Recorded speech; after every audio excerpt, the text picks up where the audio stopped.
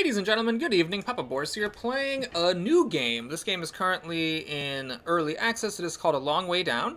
This will not be an expert gameplay video. I'm going to show you the ropes of the game and also share my first impressions. So it'll be a combo of basic mechanics and a first impressions review. Just so you know, this game is not in its final version, so things will change, and as we'll talk about, I hope they do change. Also, I did get a copy of this game for free. When I got the email that was like, hey, I got a deck building roguelike, I was like, all right, well, I have to try this, because that's just made for me. So I got a copy of the game for free. However, as you'll see, not all of the opinions in this video are positive ones, and I will give you my honest impressions of the game. So for those of you who are not going to stick around to watch the whole thing, what I will say as kind of a TLDR is that I think this game has a lot of potential. I'm definitely excited to see what it will be like when it's released. If it is in its current state, though, it's probably not a game I would play because I do think it has some issues. So we'll take a look at the game. Let's go ahead and start a new file.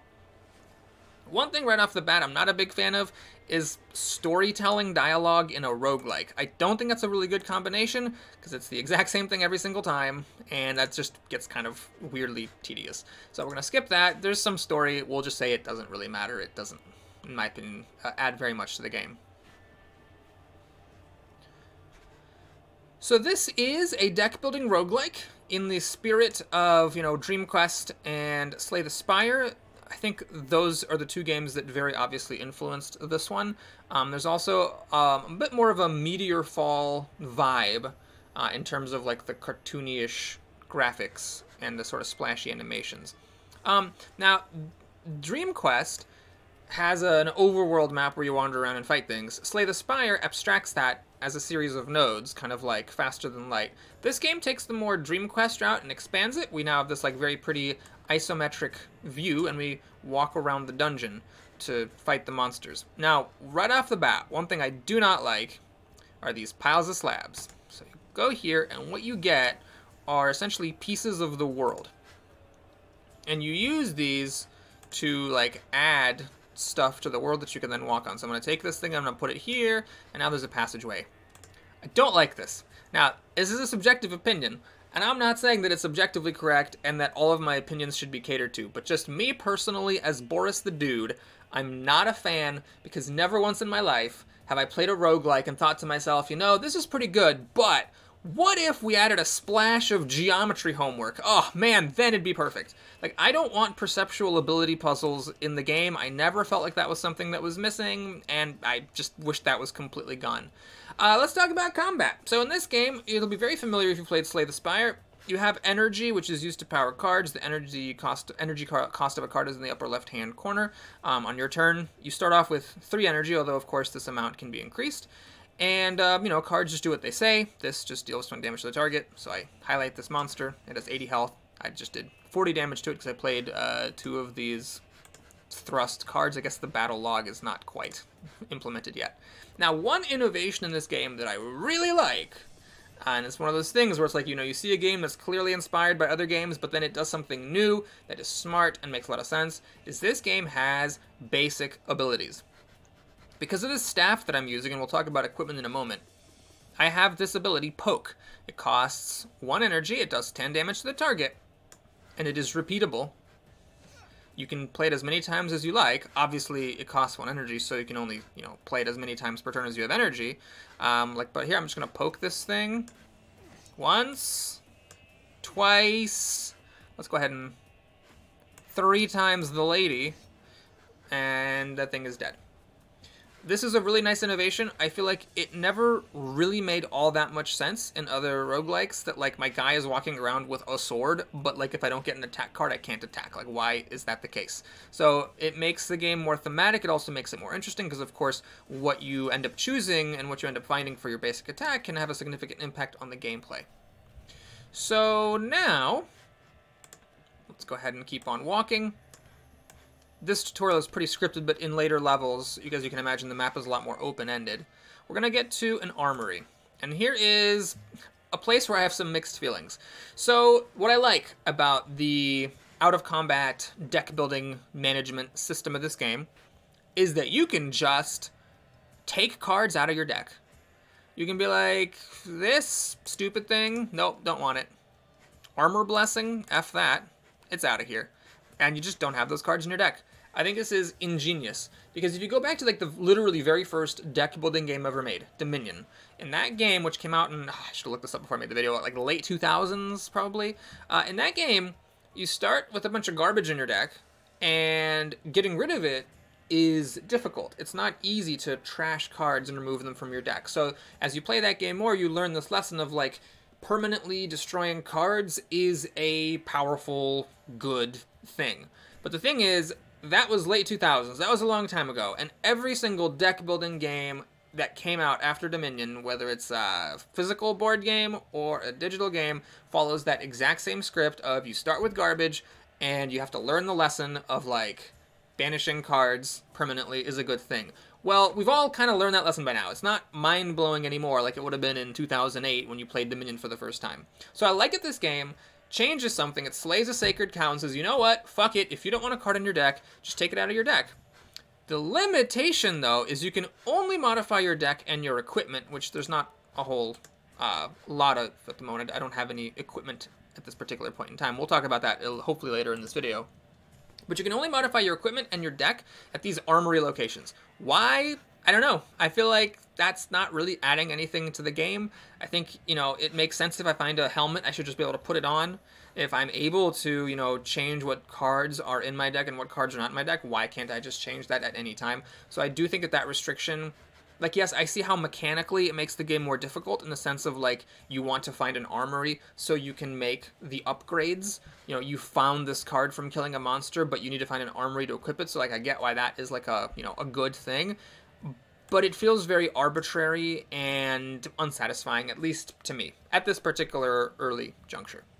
So we're going to go ahead and add a Blessed Attack here, which does 20 damage, substantially better than our basic attack of Poke, and it also increases your attack by 15% during two turns, I guess for the next 2 turns, or for this turn and the following turn. And we're going to keep this stuff out of our deck because we don't feel like using it. Now, another limitation here that is important is that in this game, unless I'm really crazy and just completely misunderstood what was happening later, unlike in other deck building games, your stuff does not get reshuffled and put back in. So you go through your deck just the once. So it's like, yes, you can take bad cards out of it, but are you going to regret just not having that value at some point through where you're going to run out of cards before you kill the enemy? So I haven't gotten far in the game to know if I like that aspect of it or not. It's certainly original and it's intriguing, but at the same time I'm worried that there's essentially going to be like a gate later in the dungeon where it's like the monster has so many hit points that I just didn't, you know, have enough damage in existence, period, to kill it. So I don't know that. It's what I'm kind of wondering about as I play the game more, but it's certainly a very interesting twist on the typical deck building mechanics. Now, these link spells we'll talk about later. Let's go ahead and see if we can find another fight. So there's an ally here. Oh yeah, we gotta pick him up. I wish the tutorial explained allies a little bit better. What's gonna happen after we talk to this guy is he's gonna join us. And he's got this Helmet of the Ram, which I can't put on because I'm not at an altar. And I wish the tutorial did a better job explaining allies. I feel like all it really does is this guy stands in front of my guy, and he takes the damage instead of me. But otherwise, the gameplay is almost exactly the same. Don't care. So the Dungeon Master takes some of your slabs and puts them in random places. And now he's also fighting us. Okay. So, let's talk a little bit more about the combat mechanics here. The ally is going to stand in front of us, and you can, like, choose whom to activate. So it doesn't change the cards that you have, but it does change what your basic attack is. So this guy's basic attack is a Heavy Blow, which costs 2 energy, but it deals 15 to 30 damage, and it has an elemental bonus. Why does it have an elemental bonus? Add 15% damage on fire spells. So I guess we might as well talk about it now. I'm not a big fan of these percentages. I think that this is a game design mistake because it's nice when you play a game and you can feel the numbers. And in this game, you really, really can't. Like, it says restores 3% of health points to the caster. What the hell is that? Like, am I excited about it? No.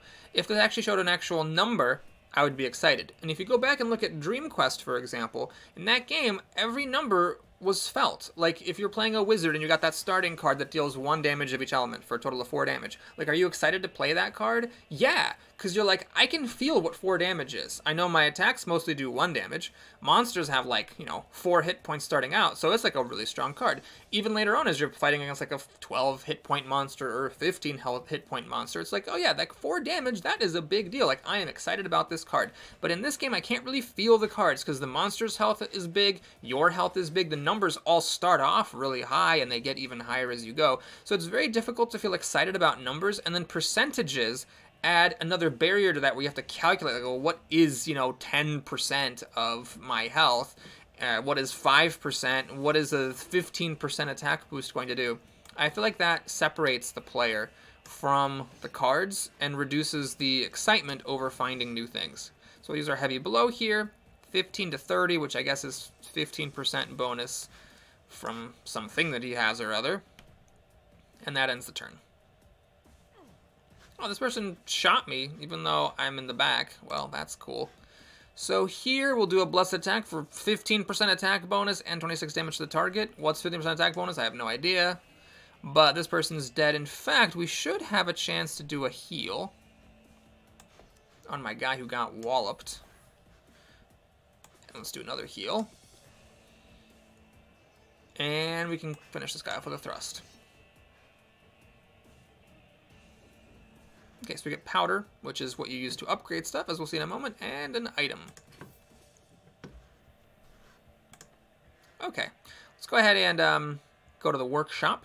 This is a thing you can find where you can upgrade your cards. Let's go ahead and upgrade thrust. It's probably not even a good use of your powder, but we'll just do it. It goes from doing 20 damage to doing 26. This system is whatever. I mean, it's pretty standard to have upgrade stuff in the game, and, this allows you to feel excited about finding powder to upgrade your stuff. I guess I'm not sure. I haven't played enough to know how different this is from, like, just gold, for example. But it's fine. Let's go ahead and... oh, I need to actually... Hang on. I need to get over here. I don't know why this game makes you only move 3 squares at a time. It feels weird. Like, I can see where I want to go. I wish I could just click there and go there.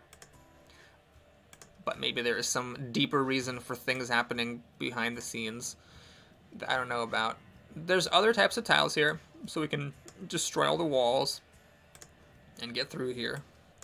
And then, like, yeah, I wish I could just can I click there? Okay, hang on. Can I click somewhere that I am not able to? No. If I click somewhere that I can't go, I'm clicking, clicking, clicking.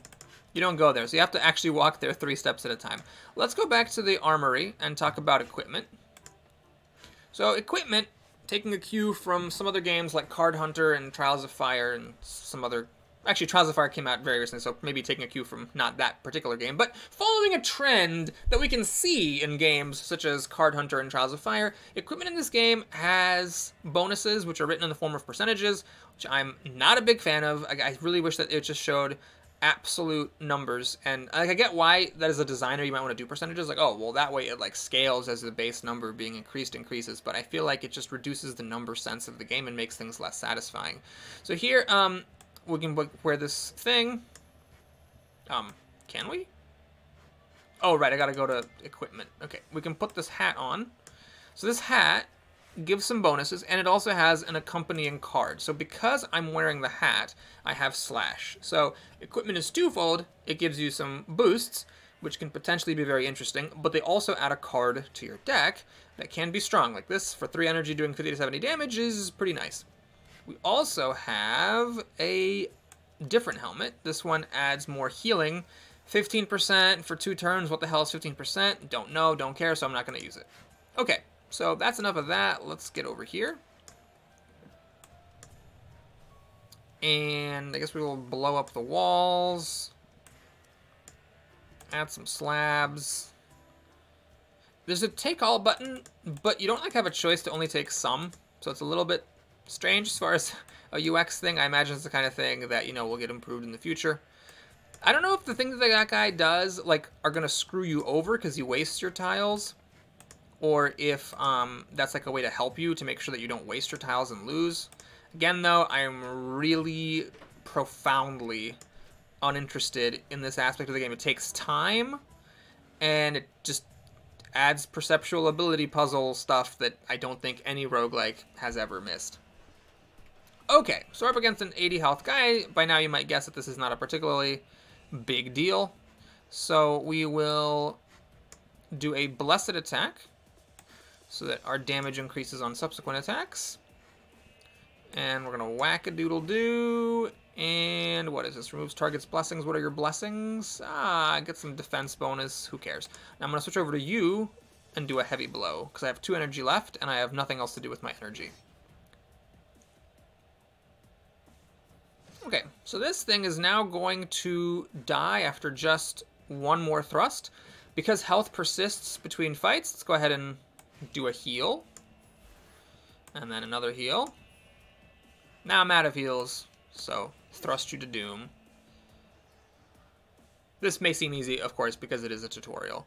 We have an Iron Helmet with a defensive attack, and that deals damage equals to the caster's defense. As you can imagine, this game has, you know, a difficulty curve in that you have to try to find synergies, so now you can, like, try to get a bunch of defense, and then, you know, get things that do damage based on defense and things like that. Okay, but we're just going to go ahead and... I'm trying to drag the map. Thank you very much. There's a fight here. Let's go ahead and do it. Ah, so annoying. Okay. Oh, it comes to me. Fine.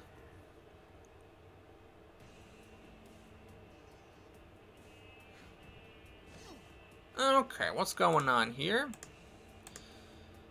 So this guy got the 10 damage penalty, so I think I'm going to have this guy attack with a blessed attack. Notice how he does the attack animation, so he gets the buff. So I guess that's the other difference between having you attack or having your ally attack. It's not just what your basic attack is, it's also like who's getting the effects of your things, which is kind of interesting. Should I do penitence? Oh wait, that's the wrong one. I was thinking of removing this defense buff, but like, is that going to be worth it? Don't know. Okay, it died. 3 powder and another one of these iron helmets. Nifty, nifty. Okay, so we... Oops, that's probably what I want to do. Let's just do this, that. Oh, isn't this fun? Oh my god, I'm putting tiles down. To be fair, I do not oppose this element on principle. There was this game I played many years ago called Guild of Dungeoneering, which I really liked, and that had a similar element, but that was like a core part of that game's play, and it wasn't like a roguelike per se, so I feel like in that game it made a lot more sense. This game, it just feels like it's tacked on and getting in the way of the things I'd rather actually be doing. Okay, so we're now going to come pretty close to ending the video. I just want to show you the kind of intermediary zone. So in this area, this place allows you to replay earlier levels, which I guess allows you to maybe grind. This place is kind of like an inventory or an armory where you can, like, you know, change your equipment and stuff. So we can go ahead and like equip this magical scepter, which does a lot more health, gives me more damage, gives me a 15% bonus damage on wind spells, and it also improves my poke into a strike. So that's definitely a good thing to do. And I'm not going to go for these defensive attacks. We'll just keep the coif of protection and have a nice big slash attack. As far as cards go, let's see here. This would be good, of course, with that iron thing, although what the hell is 17%? No idea. I guess it's just what? It's just the divine blessings and the armor blessings. Okay, so we're just not going to put them in. Fine. And at this point, like, I'd be like, all right, I'm ready to go, and I would move on to the next level by clicking here. Thanks for watching, everybody. Hope you enjoyed it. Please like and or subscribe, and I'll see you again soon. Take care.